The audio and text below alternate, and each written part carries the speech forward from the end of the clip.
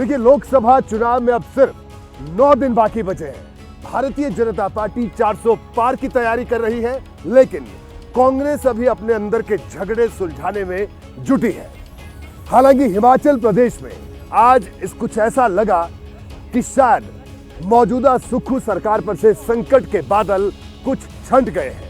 शायद कुछ राहत सुखविंदर सिंह सुक्खू को और कांग्रेस को हिमाचल प्रदेश में मिल गई है।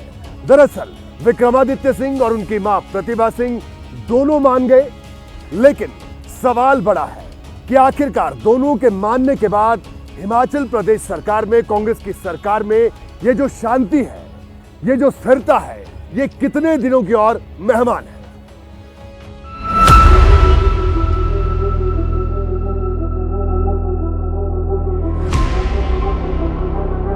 सब में जो छोटे मोटे मतभेद थे वो दूर किए गए हैं, इन्होंने आपस में दूर कर लिए हैं।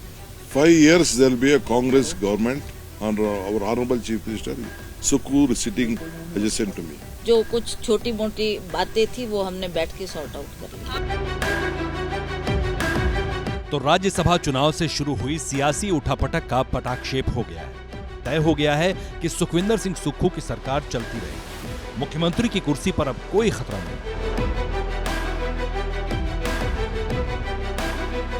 निश्चित तौर पर हमारी सरकार हिमाचल प्रदेश में और 5 साल हम हिमाचल प्रदेश में हमारी सरकार चलेगी। आप लोगों की सरकार है, जनता की सरकार है। ये सीएम आवास पर हुई प्रेस कॉन्फ्रेंस में तमाम बातें कही गई। कांग्रेस से बागी हुए विधायकों को लेकर, हिमाचल प्रदेश में बीजेपी के ऑपरेशन लोटस को लेकर, राज्यसभा चुनाव में क्रॉस वोटिंग को लेकर। साथ ही ये भी बता दिया गया कि सरकार और संगठन के बीच समन्वय का रास्ता क्या होगा। कोऑर्डिनेशन कमेटी बनाई जाएगी 6 मेंबरों की। उसमें PCC president, chief minister, deputy chief minister व अन्य मेंबरों को जो है दिल्ली से जो अनाउंस किया जाएगा। वैसे तो कोऑर्डिनेशन कमेटी सरकार और संगठन के बीच समन्वय का काम करेगी, लेकिन कमेटी में शामिल होने वाले जिन 3 मेंबर्स का नाम बताया गया, उसमें एक नाम डिप्टी सीएम का है। दूसरे लफ्जों में कहें तो कांग्रेस ने एक ही तीर से CM Sukhvinder Singh Sukhu, deputy CM Mukesh Agnihotri और प्रदेश कांग्रेस अध्यक्ष प्रतिभा सिंह को साधने का काम किया।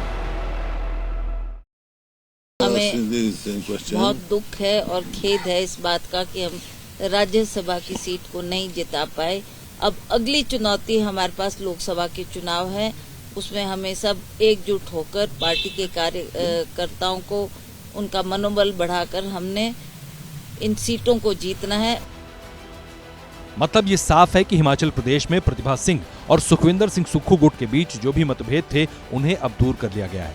हालांकि ये परिवर्तन आसानी से नहीं हुआ। बुधवार को दिन भर मीटिंगों का दौर चला, देर रात तक मान मनोवल होती रही। सुबह होते ही एक बार फिर बैठकों का दौर शुरू हो गया। सीएम आवास पर विधायकों का जमावड़ा लगा तो प्रतिभा सिंह के आवास पर तमाम समर्थक पहुंचे।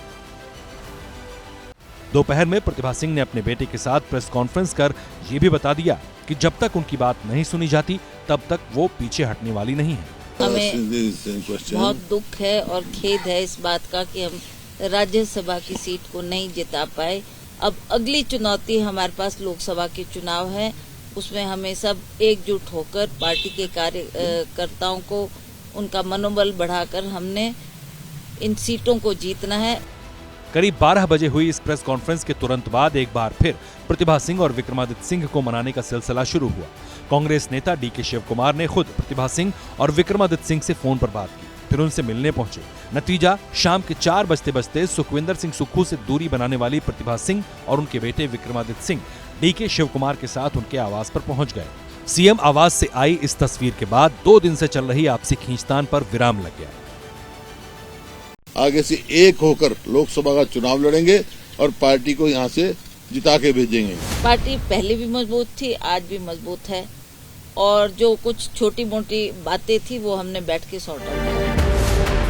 हिमाचल प्रदेश में सिर्फ प्रतिभा सिंह के रुख में परिवर्तन नहीं हुआ, बल्कि सुबह ही सदस्यता से बर्खास्त किए गए 6 विधायकों को लेकर भी कांग्रेस का रुख अब नरम होता हुआ दिख रहा है। सियासी उठापटक के अंत के साथ ही मुख्यमंत्री सुखविंदर सिंह सुक्खू ने ऐलान कर दिया कि बागी हुए सदस्यों के लिए कांग्रेस के दरवाजे खुले हैं। मैं ये कहता हूँ कि गलती भी माफ की जा सकती है। आप अगर आना चाहते हैं कांग्रेस की विचारधारा से, आपका हमेशा स्वागत है। अब सवाल है स्पीकर कुलदीप पठानिया ने बागियों को बर्खास्त करने का जो फैसला लिया, क्या वो बदला जाएगा? क्या विधानसभा स्पीकर के स्तर पर हुई कानूनी कार्रवाई को बदलने का अब भी कोई रास्ता बचा हुआ है? और क्या बर्खास्तगी की कार्रवाई के बाद बागी विधायक वापस कांग्रेस में लौटेंगे? मुख्यमंत्री सुखविंदर सिंह सुक्खू के बदले रुख के बाद ये तमाम सवाल उठ खड़े हुए हैं, क्योंकि बर्खास्त विधायकों में से एक राजेंद्र सिंह राणा ने विधानसभा स्पीकर के फैसले को सुप्रीम कोर्ट में चुनौती दी है। राजेंद्र सिंह राणा ने एबीपी न्यूज को बताया, हमने सुप्रीम कोर्ट में पिटीशन मूव कर दी है, हमारे साथ कई और भी विधायक हैं।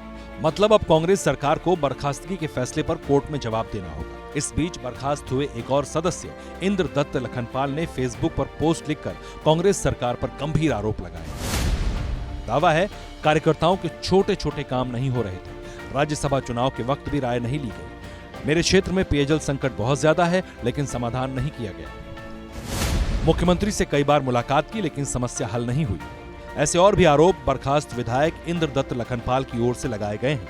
ऐसे में इस बात की संभावना बेहद कम है कि बागी अब कांग्रेस में वापसी करेंगे। हालांकि सियासत में दल और दिल बदलते ज्यादा देर नहीं लगती।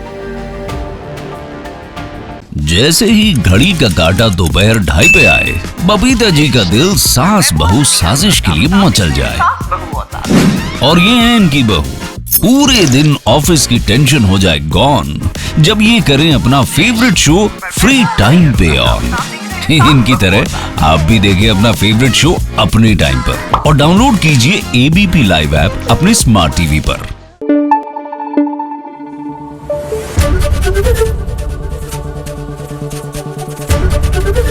एबीपी न्यूज आपको रखे आगे।